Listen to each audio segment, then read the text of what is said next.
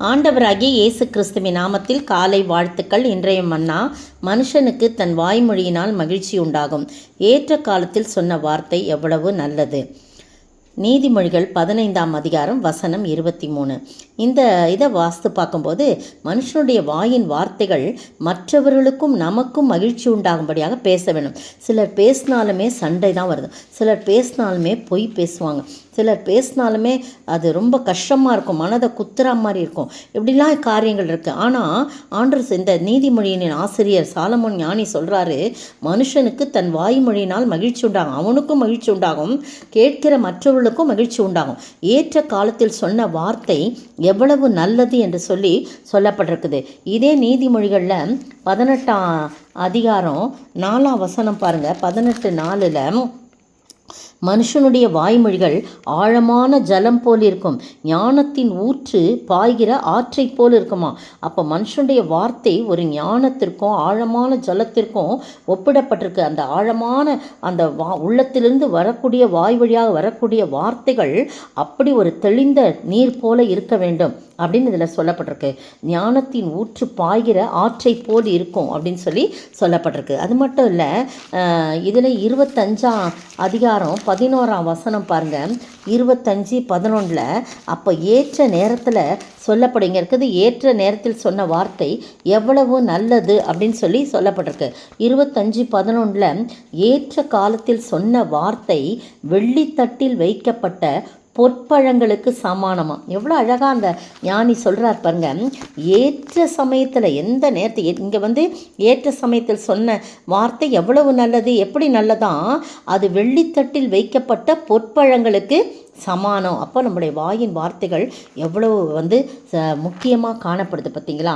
அந்த நாவு ரொம்ப முக்கியம்னு சொல்லிட்டு யாக்கோபு எழுதின நிருபத்தில் ஒரு அதிகாரமே என்ன பண்ணியிருக்குது, அந்த இதில் போடப்பட்டிருக்கு. யாக்கோபு 3ஆம் அதிகாரத்தில் பார்த்தீங்கன்னா அந்த நாவை குறித்து அதில் போட்டிருக்கு. அந்த வாயின் வார்த்தைகளை பற்றி, அந்த அவயவங்களில் நாவானது முழு சரீரத்தையும் கரைப்படுத்தி ஆயுள் சக்கரத்தை கொளுத்தி விடுகிறதாயும் நரக அக்கினினால் கொளுத்தப்படுகிறதாயும் இருக்கிறது என்று சொல்லப்பட்டிருக்கு. அதனால் அது சிறிய அவயமாக இருந்தாலும் பெருமையானவளை பேசும் பாருங்கள், சிறிய நெருப்பு எவ்வளவு பெரிய காட்டை கொளுத்தி விடுன்னு சொல்லிட்டு அந்த இதை 3ஆம் அதிகாரத்தில் நீங்கள் ஒரு ஒரு 11 வசனம் வரைக்கும் இந்த நாவை குறித்து சொல்லப்பட்டிருக்கு. இந்த அருமையான வேளையில் நீங்களும் நானும் நம்முடைய வாயின் வார்த்தைகளினாலே மற்றவர்கள் சந்தோஷப்பட வேண்டும், மற்றவர்களை நாம் சந்தோஷப்படுத்த வேண்டும். நம்ம வாய் திறந்தாலே அவங்களுக்கு ஒரு ஆறுதலாக இருக்கும். அநேக பேர் சொல்லுவாங்க, நீங்கள் உங்கள்கிட்ட பேசுகிறது ரொம்ப ஆறுதலாக இருக்குது அப்படின்னு சொல்லுவாங்க. அப்படி நம்ம ஒருத்தரையும் பார்த்து நிறைய பேர் சொல்லுவாங்க இல்லையா. அதே மாதிரி நானும் எக்ஸ்பீரியன்ஸ் ஆகியிருக்கேன். அதுக்கு சொல்லுவாங்க, உங்கள்கிட்ட வரும்போது ஒரு ரொம்ப ஆறுதலாக இருக்குது, என் மனசுக்கு ஒரு தேற்றுதலாக இருக்குது அப்படின்னு சொல்லுவாங்க. இப்போ பார்த்தீங்கன்னா பிரசங்கி 10:12 சொல்லப்பட்டிருக்கு, ஞானியினுடைய வாய்மொழிகள் தயையுள்ளவைகள்.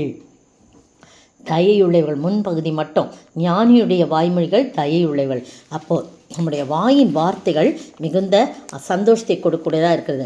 எனக்கு ஒரு காரியம் ஞாபகம் வந்துச்சு. ஆதியாகமம் 24 ஈசாக்குக்கு நியமிக்கப்பட்ட ரெபேக்கால எல்லாம் பொண்ணு பார்த்துக்கிட்டு எல்லாம் முடிச்சுக்கிறாங்க. அப்போ அவள் சகோதரனும் அவள் தாயும் 10 நாளாகிலும் என் பெண்ணு எங்களோடு இருக்கட்டும், பிற்பாடு போகலான்னு சொல்கிறாங்க. அப்போ அதற்கு அவன், கர்த்தர் என் பிரயாணத்தை வாய்க்க செய்திருக்க நீங்கள் எனக்கு தடை செய்யாதிருங்கள், நான் என் எஜமான இடத்துக்கு போக என்னை அனுப்பிவிடன்னு சொல்லி அந்த எலியேசர் சொல்கிறார். சொன்ன உடனே அப்போ சரி, அப்பொழுது அவர்கள் பெண்ணை அழைத்து அவள் வாய் பிறப்பை கேட்போம், அவளுடைய வாயிலிருந்து வரக்கூடிய வாய்மொழியை கேட்போம் என்று சொல்கிறாங்க. ரெபேக்காளை அழைத்து இந்த மனிதனோடு கூட போகிறாய் என்று கேட்டார்கள். உடனே பாருங்க, அவ போகிறேன் என்று சொல்லலாம். முன்பின் தெரியாது, இப்போ தான் பார்க்குறாங்க. ஆனால் என்ன பண்ணுறா, அவள் வாய்மொழியில் வாய்ப்பிறப்பில் அவள் போகிறேன்டான். உடனே அங்கே ஒரு பெரிய மகிழ்ச்சி ஏற்படுது. அந்த மகளை தன்னுடைய சகோதரியாகிய ரெபேக்காளையும் அவள் தாதியும் ஆபிரகாமின் ஊழியக்காரனையும் அவன் மனிதனையும் அனுப்பி வைக்கிறாங்க. ரெபேக்காளை வாழ்த்தி அங்கே ஒரு பெரிய மகிழ்ச்சி, எங்கள் சகோதரியே நீ கோடா கோடியாய் பெருகுவாயாக, உன் சந்ததியார் தங்கள் பகைஞருடைய வாசல்களை சுதந்திரித்து கொள்வார்களாக என்று ஆசீர்வத்து அனுப்பினாங்க.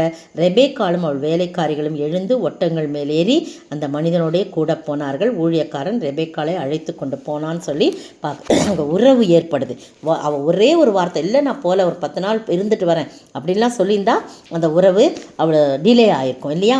ஆனால் ஆண்டவர் அவளுடைய வாயிலை வார்த்தைகளை போட்டு உடனே போகிறேன்னு சொன்னான். நீங்களும் நானும் வாய் திறந்து பேசும்போது மற்றவர்களை குற்றப்படுத்துகிறதா, மற்றவர்களை பற்றி இழிவாக பேசுகிறதா, நமக்கு தெரியுதோ தெரியலையோ ஏதோ ஒன்று இட்டுக்கச்சி காலத்தில் வாங்குறத சொல்லி அந்த மாதிரி அவங்கள புண்படுத்துகிற காரியமோ பின்னாடி பேசுகிற காரியங்களோ இருக்கக்கூடாது.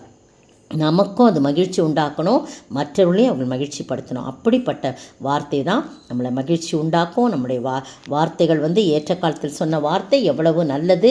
அது வெள்ளித்தட்டில் வைக்கப்பட்ட பொற்பழங்களுக்கு ஒப்பாயிருக்கும் என்று சொல்லப்பட்டது போல நீங்களும் நானும் அப்படிப்பட்ட வார்த்தைகளை பேசி மற்றவர்களை மகிழ்விக்க நாமளும் மகிழ ஆண்டவர் தாமே கிருபை செய்வாராக. ஆமேன்.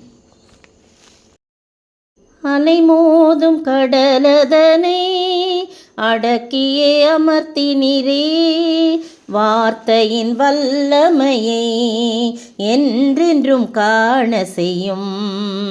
வார்த்தையின் வல்லமையால் என்றென்றும் மகிழ செய்யும். என் இயேசுவே நான் என்றும் முந்தன் சொந்தம், என் ராஜனே அனுதினமும் வழி நடத்தும். சோத்தரிக்கிற ஆண்டவரே, துதிக்கிற ராஜா, வார்த்தையின் வல்லமையினால் மகிழ்ச்சி உண்டாக உதவி செய்ய வேணுமாய் ஜெபிக்கிறோம். நாங்களும் மகிழ்ச்சி அடையணும், மற்றவர்களும் மகிழ்ச்சி அடைய செய்ய நீர் உதவி செய்யும். இயேசுவின் நாமத்தில் ஜெபிக்கிறேன் பிதாவே, ஆமேன்.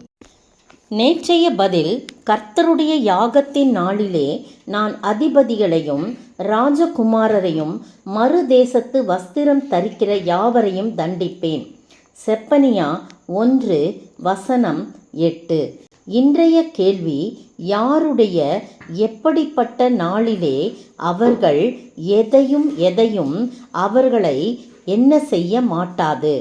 யாருடைய எப்படிப்பட்ட நாளிலே அவர்கள் எதுவும் அவர்களை என்ன செய்ய மாட்டாது?